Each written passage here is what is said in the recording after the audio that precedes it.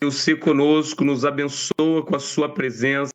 Ó Deus, esse é o nosso desejo, mas também a nossa grande necessidade. Queremos crescer, queremos, ó Deus, nos desenvolver. Ó Pai, por isso pedimos a sua bênção sobre nós nesse tempo. É a nossa oração em nome de Jesus. Amém. E graças a Deus. Gente, que bom que você está aqui.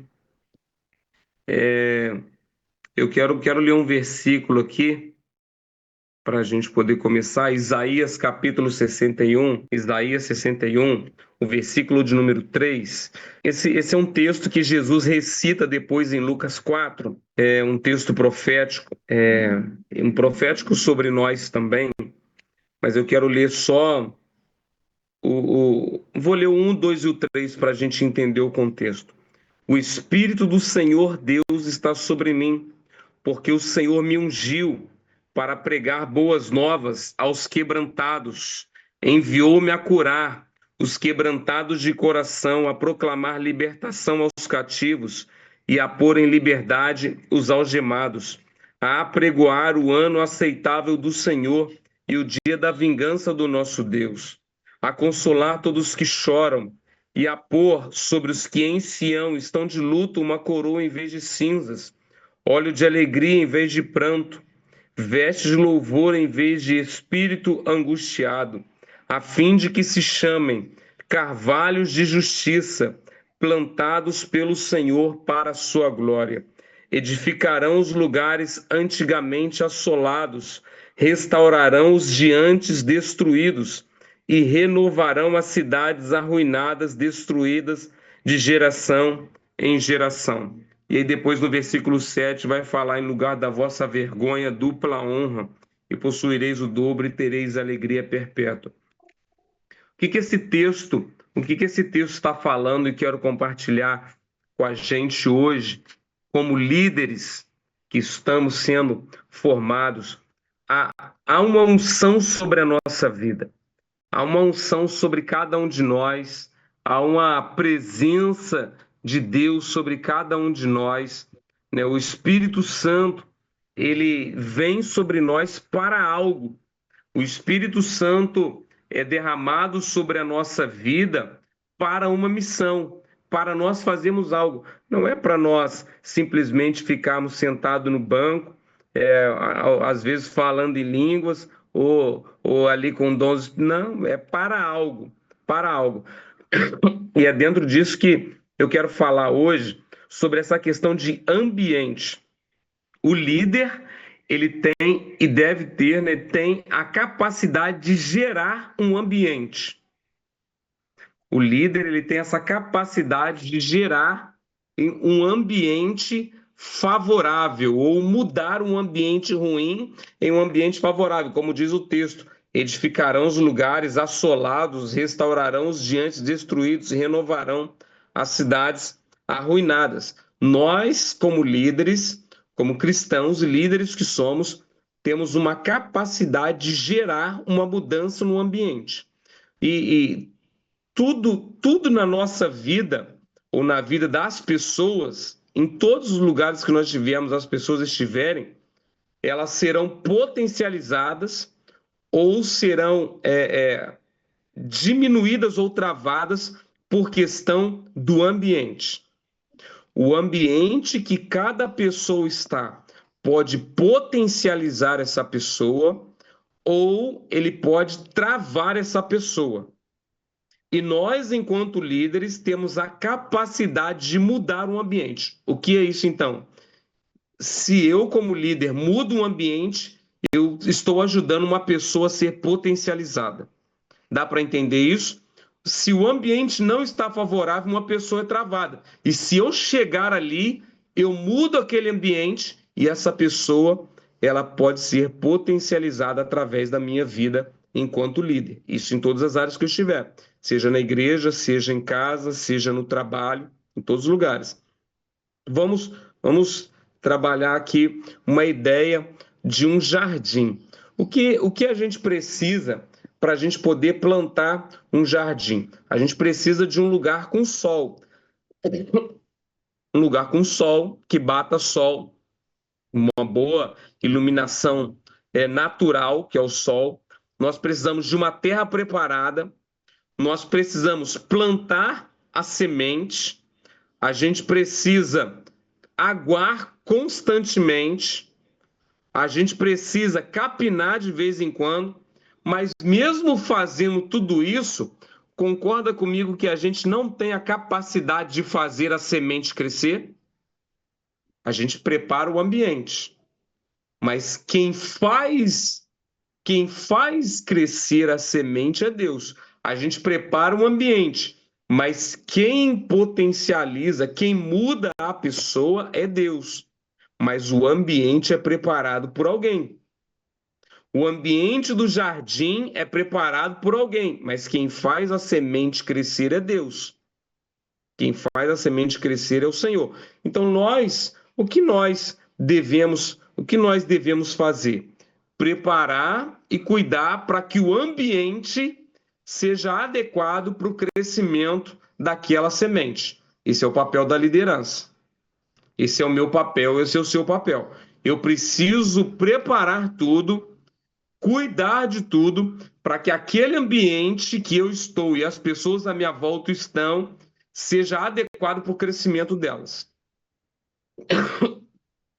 Eu preciso preparar tudo para que esse ambiente seja adequado para o crescimento das pessoas que estão à minha volta ou sob, de repente, a minha liderança. Então, tudo vai passar por nós enquanto líderes. Esse é o nosso papel. Agora, vamos pensar, trazendo para a nossa realidade, todas as pessoas são um jardim. A nossa igreja é um jardim. A sua casa é um jardim. Lá no seu trabalho, na sua escola, é um jardim. E nós somos essas pessoas que vai preparar ou que irão preparar esse lugar para que as pessoas que estão ali, gente, entenda, sob a nossa liderança ou não, sob a nossa liderança ou não. Talvez eu nem seja o líder no meu setor, na minha casa, ou na igreja, mas eu posso ser alguém que prepara um ambiente para que as pessoas à minha volta ainda assim cresçam. Eu talvez não seja o líder intitulado, né, ali, mas de forma orgânica, eu faço com que as pessoas cresçam. E no mundo espiritual eu estou liderando sobre essas pessoas também. Agora, do que trazendo para essa realidade como pessoas, a nossa igreja, a nossa casa, como um jardim, o que um jardim precisa? Bom, a gente precisa adubar o nosso jardim com consideração. Nós precisamos procurar saber como as pessoas estão.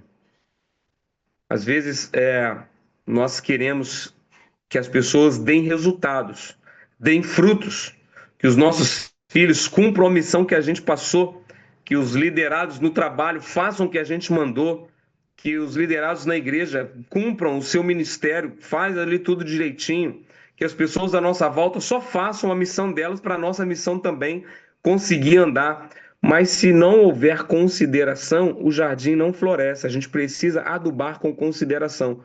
O que é isso? Eu preciso procurar saber como as pessoas estão. Eu preciso chegar de manhã no meu trabalho, como é que você está? Como é que está a sua família?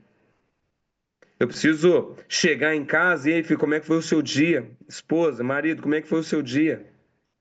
Eu preciso também na igreja, uma pessoa que talvez não foi num culto, uma pessoa que talvez eu esteja observando ali, que não está muito bem, como é que você está? Estou percebendo que você está um pouco abatido. Isso é adubar com consideração. Isso é cuidar do jardim para preparar o ambiente para o crescimento dessa pessoa.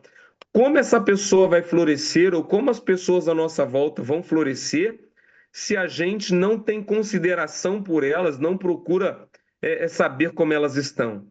A gente só quer o fruto, né? Só quer extrair o que ela pode produzir. Chega uma hora que o jardim precisa de cuidado para continuar produzindo.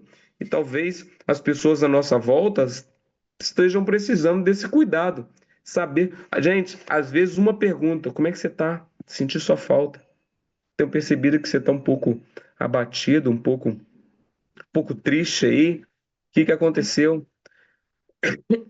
Isso não é função do pastor, isso é função do cristão. Isso é função do líder, de todo líder.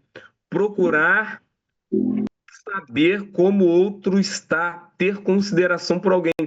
Todo líder deve cumprir isso para cuidar do seu jardim. Uma outra coisa que o jardim precisa ser aguado com elogios e reconhecimento, e isso nunca é demais. Elogio e reconhecimento, principalmente em dias de tão calor de cobranças, né? Como os dias de hoje, as pessoas esquecem de elogiar e reconhecer que as pessoas às vezes estão fazendo o seu melhor, ou que as pessoas estão tentando, que as pessoas estão procurando ajudar. E às vezes a gente tem na mente, de forma muito natural, isso daí ela é paga para isso, tem que fazer. Mas esse é o ministério dele, tem que cumprir. Mas está em casa o dia inteiro, tem que fazer. Tudo bem. Mas se a gente elogiar e reconhecer o feito, a gente está aguando o jardim.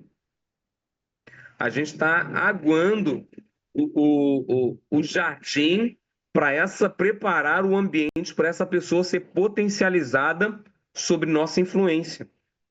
Então, quando a gente elogia, quando a gente reconhece, mesmo que sendo, entenda, obrigação da pessoa fazê-lo, o elogio é sempre bem-vindo. Por quê? Porque de forma muito natural, todos nós ouvimos muito mais críticas do que elogios. A gente faz 10 coisas certas, ninguém elogia. Faz uma errada, todo mundo critica. Poxa, deu mole, hein? Misericórdia esse negócio que você fez. Por que você fez isso? Poxa, mas e as 10 certas que eu fiz? Ninguém falou nada. Mas era sua obrigação. Entende como às vezes nós não cuidamos do jardim como ele merecia ou precisava ser cuidado para continuar gerando fruto, ou às vezes para ser até mais potencializado. Então, águe com elogios, com reconhecimento às pessoas na igreja, às pessoas na sua casa, no seu trabalho. Muito bom a função hoje, muito bom, hein? Você foi muito bom hoje. Parabéns, parabéns você hoje, foi benção, hein? Isso potencializa as pessoas. Mas um jardim também, ele precisa ser podado. O que é a poda? É a correção. Mas eu só ganho direito de poda se eu aguei com um elogio, concorda comigo? Agora, se eu não estou aguando aquela planta ali, como é que eu vou querer podá-la? Se eu não estou elogiando, como é que eu vou querer corrigi-la? As pessoas, vai acontecer, vai, mas as pessoas vão receber às vezes com o coração fechado. Poxa, só me critica, só corrige, nunca tem uma palavra de incentivo, só chinelar. Nós precisamos podar. Podar é corrigir às vezes. Isso não está certo, não é esse caminho, não deve fazer assim. É melhor que seja assim. Mas antes eu elogiei, parabéns, foi 10, hein? Parabéns, foi muito bom. E aí eu ganho direito à poda também. Eu ganho autoridade para poda também. Porque naturalmente as pessoas vão entender. Não, essa correção é para o meu bem, porque quando eu acerto, ele elogia também. Nós, às vezes, um jardim também precisa tirar as pragas, as ervas daninhas. Às vezes nós vamos precisar nos afastar de algo e também mobilizar as pessoas que estão à nossa volta a se afastarem de algo. Às vezes a gente vai precisar cortar algumas coisas da nossa casa. Às vezes a gente vai precisar cortar algumas coisas dos nossos grupos, dos nossos relacionamentos. São as pragas, as ervas daninhas que precisam ser arrancadas para o bom cuidado, preparo do ambiente do jardim. E o jardim ele precisa desse cuidado constante, porque se houver um cuidado inicial e depois for abandonado, as ervas daninhas tomam conta e sufocam as plantas frutíferas. E sufocam e matam todo o ambiente que a gente preparou. Então, nós precisamos criar esse ambiente e manter esse ambiente de frutificação constante. Isso é liderança. Esse é o papel da liderança. Eu preciso criar um ambiente na igreja, eu preciso criar um ambiente na minha casa, eu preciso criar um ambiente no meu trabalho, na minha escola, na minha vizinhança, onde as pessoas frutifiquem. Mas aí, se eu não der nenhum fruto, as pessoas não vão pensar que eu não estou frutificando. Vai, todo mundo reconhece quem cuida do jardim. E principalmente Deus reconhece quem cuida do jardim.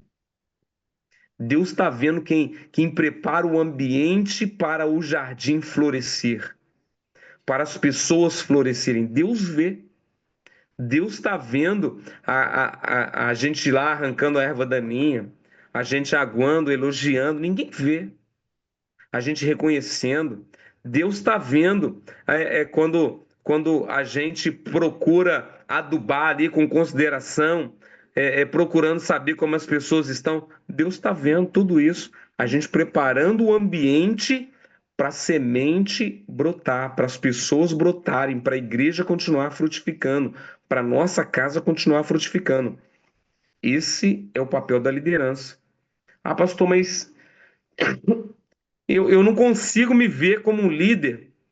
É porque o líder se desenvolve, a liderança se desenvolve.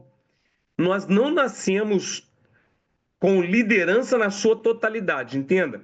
Nós nascemos com traços de liderança. Alguns mais, outros bem menos. Alguns são sufocados no caminho, né? Alguns são ali pelos próprios pais, às vezes de forma inconsciente. E isso acontece. Lamentavelmente acontece. Mas todos nós nascemos com traços de liderança. Algumas crianças, a gente olha para algumas crianças, a gente vê traços de liderança muito forte, mas não uma liderança forte, traços de liderança. Porque um grande líder, ele tem alguns traços que crianças não têm. Um grande líder, ele tem um autocontrole. Um grande líder tem capacidade de ouvir as pessoas, deixar as pessoas falarem. Mesmo que ele esteja com vontade de falar, mesmo que ele não esteja concordando, o líder ele tem a capacidade de ficar quieto e deixar as pessoas falarem, ouvir as pessoas atentamente. O líder ele tem a capacidade de assumir a responsabilidade. Isso criança não tem. Então, criança não nasce um grande líder, nasce com traços de liderança. Nós não nascemos um grande líder, nascemos com alguns traços de liderança, mas a liderança ela pode e deve ser desenvolvida. Então você e eu precisamos desenvolver a nossa liderança, que quando a gente desenvolve, se a gente começar a cuidar, como eu falei aí, cuidar do jardim, do ambiente, a gente vai estar começando a desenvolver a nossa liderança. Perceba que é, é, não precisa saber pregar, não precisa ser um grande líder para perguntar para alguém como é que você está. Isso é consideração, isso é traço de liderança. Estou preocupado com alguém. Para eu elogiar, não precisa de eu fazer curso, seminário de liderança, não precisa, mas é um traço de liderança. E quando eu vou fazendo isso, eu vou desenvolvendo a minha liderança. Quando eu vou preparando o ambiente ali para as pessoas crescerem, eu vou desenvolvendo a minha liderança.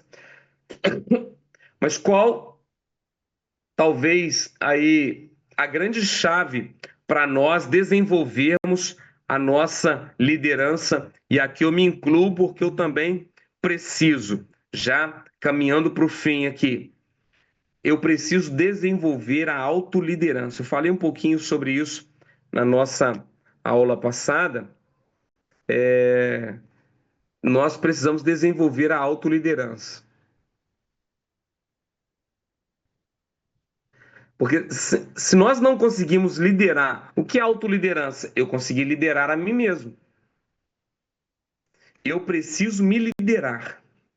Eu preciso conseguir me liderar. Se eu conseguir fazer isso, eu consigo desenvolver a minha liderança para cuidar do jardim, desenvolver pessoas e liderar outros. Como é que eu vou fazer para me liderar? Eu sei o que preciso fazer. Eu consigo fazer? Eu sei que eu preciso orar. Eu estou orando? Ah, não, me dá uma preguiça. Eu não estou conseguindo me liderar. Eu sei que eu preciso ler a Bíblia. Eu estou lendo? Não, pô, me dá um sono. Eu não estou conseguindo me liderar. Porque a autoliderança faz o que precisa ser feito. Eu preciso fazer isso porque eu sei que tem que fazer, então eu vou fazer. Isso é autoliderança, governar a si mesmo. E é um desafio para cada um de nós, é um desafio para você, um desafio para mim. Antes de liderar qualquer outra pessoa, eu preciso liderar a mim mesmo. Eu preciso conseguir me liderar. O que eu preciso fazer? As minhas vontades ou a minha vontade carnal pode ser que de forma muito natural esteja totalmente contra aquilo que eu preciso fazer. A minha vontade natural pode ser que esteja totalmente contra aquilo que eu desejo fazer. E aí, se isso está acontecendo, é aí que entra a autoliderança.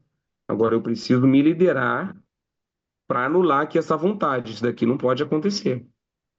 Eu não posso continuar fazendo isso. Eu tenho que começar a fazer isso.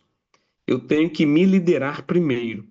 Eu quero bater bastante nessa tecla com todos nós, porque se eu conseguir me liderar, a Bíblia vai dizer em Provérbios: mais forte do que aquele que toma uma cidade é aquele que governa a si mesmo. Em outras palavras, mais forte do que o herói de guerra é aquele que controla a si mesmo, é aquele que lidera a si mesmo. Não é aquele que toma uma cidade que é forte. Não, forte é aquele que consegue liderar a si mesmo, controlar a si mesmo, governar a si mesmo. E aí eu quero já começar, acredito que muitos aqui já fazem, mas lançar esse desafio para você liderar você mesmo, começando com leitura diária da Bíblia. Leia a Bíblia diariamente. Eu leio, eu abro o aplicativo e leio o versículo do dia. Isso não é leitura da Bíblia. Eu preciso ler 2, 3 capítulos por dia. Gente, nós não podemos aceitar um ateu como o Jô Soares ter lido a Bíblia toda e um cristão como nós nunca temos lido a Bíblia toda. A gente não pode aceitar um negócio desse. É uma afronta para a nossa fé. É uma afronta para a nossa fé. Eu ah, leio, se eu ler 3, 4 capítulos por dia, em um ano eu leio a Bíblia toda. Em um ano eu leio a Bíblia toda. Então, a gente está aí. é, a pastora lançou um desafio no começo do ano das mulheres lerem os evangelhos, eu acho, né? Os evangelhos. E teve uma pessoa nova convertida agora que engrenou, já leu o Novo Testamento todo. E, glória a Deus, agora vai pro velho e cai dentro lá e termina a Bíblia esse ano. Mas eu quero desafiar você, se autoliderar. Leia a Bíblia diariamente. Leia a Bíblia. A Bíblia é um remédio que a gente toma e a princípio não sente o efeito, mas com o tempo a gente sente. Daqui a pouco a gente vê práticas, a gente abandonando práticas, mudando hábitos. Daqui a pouco a gente começa a ver o efeito da Bíblia na nossa vida. Segundo desafio para nossa autoliderança, orar diariamente. Tire um tempo de oração. Ah, eu oro enquanto estou indo no ônibus para o trabalho. Não, tire um tempo a sós com Deus. Tire um tempo a sós com Deus, ou antes, ou quando chegar em casa, mas um tempo que você pode fechar a porta do seu quarto e falar com Deus, só você e Deus. Ore diariamente. Tenha essa autoliderança. Eu preciso fazer, nem que eu acorde mais cedo, nem que eu durma mais tarde. Eu preciso fazer. Então, eu quero desafiar você a se autoliderar nesse padrão. E o terceiro desafio, jejue semanalmente. tenha uma prática de jejum semanal. Tenha uma prática de jejum semanal, uma vez, duas vezes por semana. Vai aumentando com o tempo, jejum até meio-dia, vai, estica mais um pouquinho, daqui um mês, estica até meio-dia e meia, daqui um tempo até uma hora. Vai aumentando com o tempo a sua prática do jejum, porque isso mortifica a nossa carne. Ah, mas eu não consigo. Gente, já reparou que às vezes estava conversando com uma pessoa, a pessoa falou, pastor, eu não consigo jejuar. Eu falei assim, você já fez algum exame que você teve que ficar sem comer? Já, há quanto tempo? 24 horas. Eu falei, pois é. Consegue ficar sem comer para fazer um exame 24 horas e não consegue fazer um jejum até meio-dia? Está aqui na sua mente. Seu maior inimigo aqui na mente é a autoliderança. Autoliderança. Eu preciso me liderar. Ah, mas é espiritual. Eu concordo. É espiritual, os desafios são maiores, né? Parece que os demônios tomam lá as lombrigas lá e elas ficam atacando a gente no estômago, mas alguma coisa acontece que a gente fica com fome mais rápido. Mas a gente precisa se autoliderar, mesmo sem vontade. Não estou com vontade de ler a Bíblia. Autoliderança. Não estou com vontade de orar. Autoliderança. Não estou com vontade de jejuar. Autoliderança. Faça sem vontade. Jesus não queria ir para a cruz. Ele falou: passa de mim esse cálice, mas não seja a minha vontade, e sim a tua. Então, quando a gente consegue desenvolver essa autoliderança, naturalmente a gente se desenvolve como líder. Porque a pessoa mais difícil de liderar, eu já liderei. Quem? Eu. Eu. Consegui me liderar, agora eu vou criando capacidade para liderar outras pessoas e aí formar aquele ambiente, naquele jardim as pessoas frutificarem. Gente, pensa comigo. Aqui nós temos aqui, no mínimo aqui 20 pessoas. Se cada um de nós cultivar um jardim, uma pessoa, cada um de nós aqui serão 20 pessoas. Agora, tem 20 líderes cuidando de 20 árvores. 20 árvores que darão frutos. Serão mais 20 frutos. E aí os frutos não param. Se a gente continuar cuidando, os frutos não param. Então nós precisamos entender que a vida espiritual é orgânica. Ela não é como uma obra que eu construo ali, bato o tijolo e ele fica e nunca mais sai dali. Não, é orgânico. Precisa de cuidado constante, precisa de manutenção constante. Deus nos chamou para esse tempo, para cuidarmos do jardim, para sermos pessoas que preparem um ambiente para florescer, para a frutificação de muitos outros que chegarão, para a nossa igreja continuar frutificando. Então eu quero contar com você para ser um jardineiro desse jardim que é a nossa igreja, que são as pessoas que estão chegando e chegarão, que é a sua família. E com certeza, através de nós, as pessoas que estão à nossa volta serão potencializadas através da nossa vida. Vão gerar muitos frutos através da nossa vida. Amém?